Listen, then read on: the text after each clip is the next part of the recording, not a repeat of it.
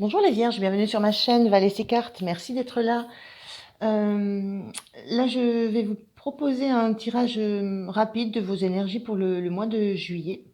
Donc j'ai préparé le tirage pour pas que ça perde trop de temps. Donc on va commencer avec l'énergie avec laquelle vous arrivez dans ce mois de juillet. On va regarder un petit peu le général, le pro et le sentimental. Et puis l'énergie avec laquelle vous sortez de ce mois-ci, de ce mois de juillet, et je prendrai deux messages conseils pour la fin. Allez, c'est parti pour vous, les vierges. C'est intuitif, général.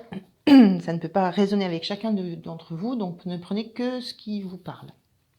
Voilà. Alors, vous entrez dans le mois avec le soleil, avec une énergie de feu, une énergie de, de, de lumière, d'avoir envie d'être dans la lumière, d'avoir envie aussi d'avoir de la clarté sur les choses. On a aussi avec le soleil la notion d'enfant, la notion peut-être de passé aussi, la notion de faire la lumière sur peut-être des choses passées, des choses du passé, mais une belle énergie lumineuse, une belle envie de rayonner, d'être dans la lumière, d'être dans sa propre lumière aussi, et voilà, de rayonner. On voit ces gouttes-là qui sortent du soleil. Donc, belle énergie pour entrer dans ce mois de juillet pour vous. Alors, on regarde au niveau du général. On a la tempérance inversée, on a cette reine d'épée, et on a la lune. La lune et le soleil. On a les deux aspects. Il y a une notion là vraiment voilà, avec cette reine d'épée, d'avoir besoin de prendre de la hauteur, de prendre du recul sur les choses, de se dégager aussi d'un côté émotionnel pour pouvoir prendre des décisions en conscience, en toute clarté, en toute sérénité. Euh, la reine d'épée, c'est pas qu'elle n'a pas de cœur, c'est qu'elle s'en libère pour prendre des décisions profondément objective. Et pour ça, elle a besoin justement de prendre ce recul sur le côté émotionnel pour pouvoir trancher sur certaines choses. Il y a un besoin de prendre des décisions, il y a un besoin d'acter des choses parce qu'on a envie de tourner le dos à un certain déséquilibre. On a cette tempérance qui est inversée. Je vais le mettre comme ça. La tempérance bien aspectée parle d'équilibre, c'est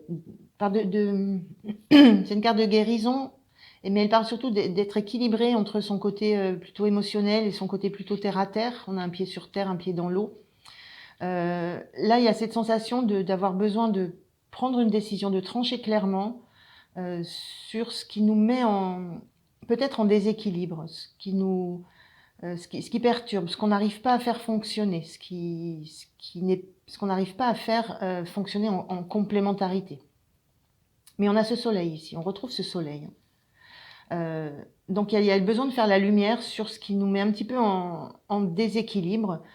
Et pour ça, c'est la sensation de devoir se tourner vers des choses qui sont profondes en nous. Je parlais du passé, là, de peut-être faire la lumière sur des choses du passé avec ce soleil. La lune, c'est profondément ça, c'est ce qu'on a en nous, c'est ce qui est profondément enfoui en nous, qui relève du passé. Et là, il y a cette envie pour retrouver un équilibre, d'avoir besoin de se plonger en soi, de se plonger dans nos propres peurs, dans nos propres blocages, et la volonté de vouloir laisser remonter ces parts sombres euh, pour que le chemin s'éclaire. Voilà, il y a cette notion d'avoir besoin d'éclairer quelque chose qui est de l'ordre du passé ou vraiment de l'ordre de l'intime. Voilà. C'est un petit peu le général. L'envie, c'est vraiment d'être dans la lumière, d'être dans la chaleur, d'être bien. Et pour ça, il y a ce besoin de clarifier des choses et de retrouver un équilibre. Voilà, pour passer un mois de juillet qui soit serein. On regarde au niveau pro. On a ce valet de bâton inversé, le jugement et le 4 de denier. Alors, au niveau pro, il y a cette sensation qu'on sait. Le jugement, c'est l'appel des âmes, c'est la mise à nu, c'est savoir vers où on va, ce qu'on fait. Donc il y a cette notion de savoir profondément ce qui nous appelle, ce qui nous attire, ce qu'on a à faire, ce qu'on doit faire. Et avec ce valet d'épée qui est inversé, donc je vais le mettre, ce valet de bâton, pardon, qui est inversé, il y a cette notion qu'il n'y a pas de renouvellement de quelque chose. On ne se lance pas dans un projet nouveau. On n'a pas de, il y a pas de besoin de se lancer dans une. Là, on peint, on dessine, on démarre une nouvelle toile. On sait profondément là où on est. Ce qui nous appelle, ce qui nous met dans la lumière. On a encore cette notion de lumière ici, de forte lumière. On sait que il y a cette notion que dans le domaine du pro, on est dans la lumière. On va vers ce qui nous appelle et ça ne nous demande pas de renouveau. Ça ne nous demande pas d'entamer quelque chose,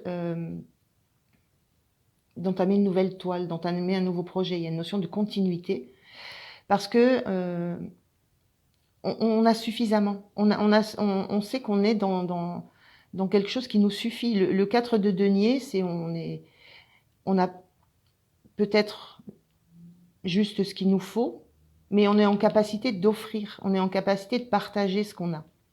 Voilà. Il y a cette notion de se sentir suffisamment bien et là où on est, pour ne pas avoir le besoin d'entamer un autre projet, de démarrer dans l'ombre ou de démarrer quelque chose à côté, pour être en capacité d'offrir ce qu'on peut offrir à l'entourage. Voilà. On a la conscience de ce qu'on peut garder pour soi et de ce qu'on peut offrir. Donc voilà, il y a cette notion du pro où on se sent à sa place. Et au niveau du relationnel, on a l'as de pentacle inversé, on a ce 5 de coupe et on a le 6 de coupe. Alors, au niveau du sentimental, on retrouve donc l'as de pentacle inversé, le 5 de coupe. 5 de coupe, c'est un petit peu... On est dans deux cartes qui parlent du passé, là. Avec ce 5 de coupe, on est dans l'idée de laisser couler ce qu'on avait. Il y a quelque chose qui était plaisant. Et il y a cette notion de prendre le temps de laisser couler ça, de prendre l'initiative aussi. C'est son propre pied qui renverse cette coupe. Donc de laisser couler ce qui était bien, de le laisser partir. Parce que il y a aussi un brin de nostalgie dans cette carte. On prend le temps de regarder ce qu'on n'a plus et de prendre la décision de le laisser partir.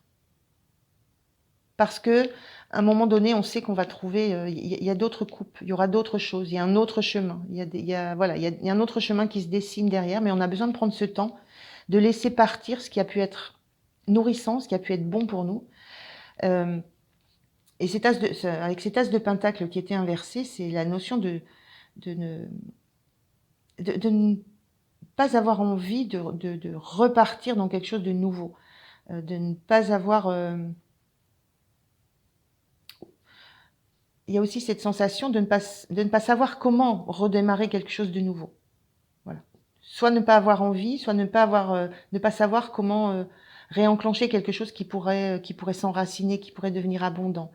Il y a cette notion de peut-être aussi avec ces deux mains là, avec ce denier qu'on protège, il était inversé, hein, cet as de pentacle.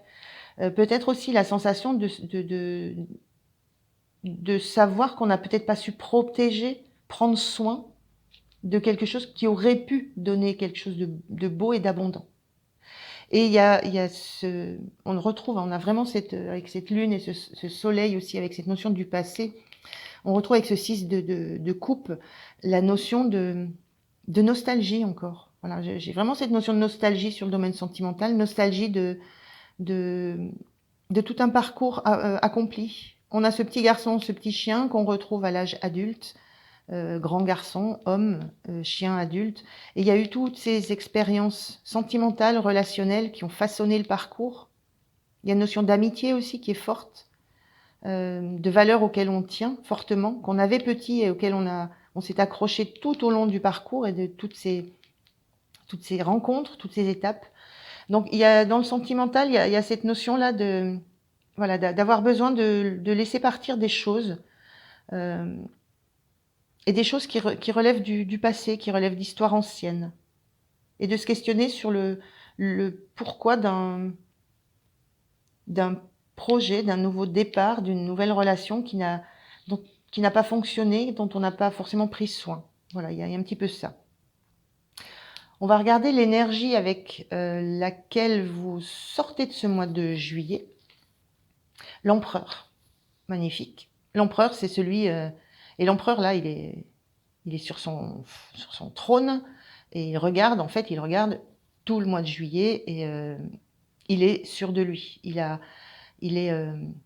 L'empereur, il sait où il va, il sait ce qu'il veut construire. Il y a une notion de construction. On est dans un 4, dans une stabilité. On construit avec l'empereur. Il sait ce qu'il veut construire, il sait ce qu'il veut mettre en place. Il a une assurance, il a une force, une détermination. Voilà, il a les idées très très arrêtées sur ce qu'il a envie de construire, de faire. Et il y a ce regard tourné vers tout ce mois de juillet où on sent qu'il y a une détermination, il y a une assurance, il y a une certitude, il y a une certitude de devoir passer à autre chose. Voilà. Il y a cette sensation-là que j'ai pour vous, pour ce mois de juillet. Je vais prendre un message des archives akashiques. Ben le voilà, tout de suite. Qu'est-ce qu'on vous dit comme message? Aimez-vous tel que vous êtes, avec vos zones d'ombre et de lumière. Ne vous jugez pas, pardonnez-vous. On a cette notion, hein, ombre et lumière, hein, soleil et lune. Et je vais prendre un dernier petit message pour vous, des portes de l'intuition.